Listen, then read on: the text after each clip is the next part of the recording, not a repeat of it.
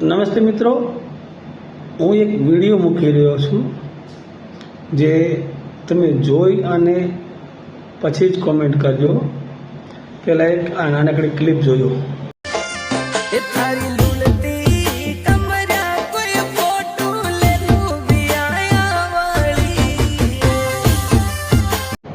જોયો ને વિડીયો. હવે આ વિડીયોમાં જે કપડાં પહેરેલા છે એના ઉપરથી આપણા ચૌધરી સમાજમાં જે ઘરડા માતા પિતા હોય એ પહેરે છે, અથવા તો કોઈ વિધવા બહેન હોય એ પહેરે છે. એના સંદર્ભે એક મારા મિત્રએ બેનને કહ્યું કે બેન આવા કપડાં પહેરીને વિડીયો ના બનાવો. તો બેનનો શું જવાબ હતો એ પણ તમે સાંભળો. હેલો, કેમ છો મિત્રો? બધા મજામાં ને? એક ભાઈએ રાતે 10 વાગે ફોન કર્યો અને એવી બધી ધમકી આપતો હતો કે તમે કપડો ચમ એવો પહેર્યો.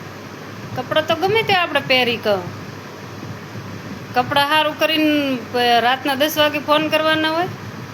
ભાઈ કોણ હતું એ મને કોઈ ખબર નહીં, પણ રાતના ફોન કરીને કીધું કે તમે બધા વિડીયા ડિલીટ મારો અને તમે ગાયન ચમ ચડાવો છો. આવા ગાયન નહીં ચડાવવાના, મને ગમતું હોય ગમે તે હું ગાયન ચડાવું, એમાં એને ને મારે શું લેવા દેવા. તે રાતના 10 વાગે ફોન કરીને એવું બધું કહેવાની ચોયની જરૂર આવતી હતી. અને વધુ ને વધુ આ વિડીયો શેર કરતા રહેતો એટલે આગલા મિત્રને પણ ખબર પડે કે આવું બધું આ માણસો કેવા વાળા છે. એ તો ખબર જ નથી પડતી કે આ માણસો ચમ એકબીજા ઉપર વિરોધ કરતા હશે. કમાણી કરીને આપણા ઘરની કપડો આપણે લાવો તો આગલાને શું તકલીફ પડી એટલી બધી કે તમે કપડો મત પહેરો. એટલે શું કપડો ના પહેરશો એમને એમ ફરો? એ એમને એમ ફરતો હશે ને ઘરની બાયડી એમને એમ ફરતી હશે, એટલે તો આવું બધું ફોન કરીને કહે છે કે તમે કપડો મત પહેરો આવા. એટલે મેં એવું ચેવો કપડો પહેર્યો તો એ મને ફોન કરીને એવું કે કપડામાં શું ભૂલ હતી. અમારે તો અમદાવાદમાં ગમે તેવો કપડો પહેરે, એવો કપડો પહેરે તો મારો અમી ચોલી ગણે કે તમે ચોલી પહેરી, ચેટલો મસ્ત લાગો ચોલીમાં. એવું બધું અમને તો માણસો કે એ છે કે તમે ડિલીટ મારો વિડીયા. એટલે ચમ ડિલીટ મારું? તું શું થાય છે મારે એટલે હું ડિલીટ મારું વિડીયા?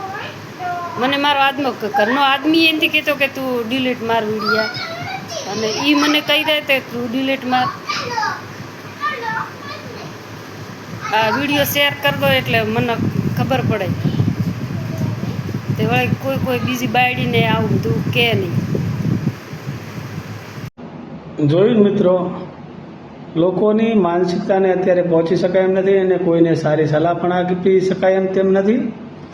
અને અત્યારે સમય સોશિયલ મીડિયાનો છે, તો કોઈ પણ બેન દીકરી વિડીયો બનાવતા હોય તો એનો કોઈને વિરોધ ન હોય, પણ અમુક ટાઈમે અમુક કપડાં ના પહેરાય. એના માટે જ થઈને આ ભાઈએ કીધું છે. ભાઈની કોઈ બીજી કોઈ એવી કોઈ તમારી લાગણી દુભાવવાની ઈચ્છા નથી. તેમ છતાં એ બેનને દુઃખ લાગ્યું છે અને જે બેનને કીધું એ તમે લોકોએ સાંભળ્યું છે.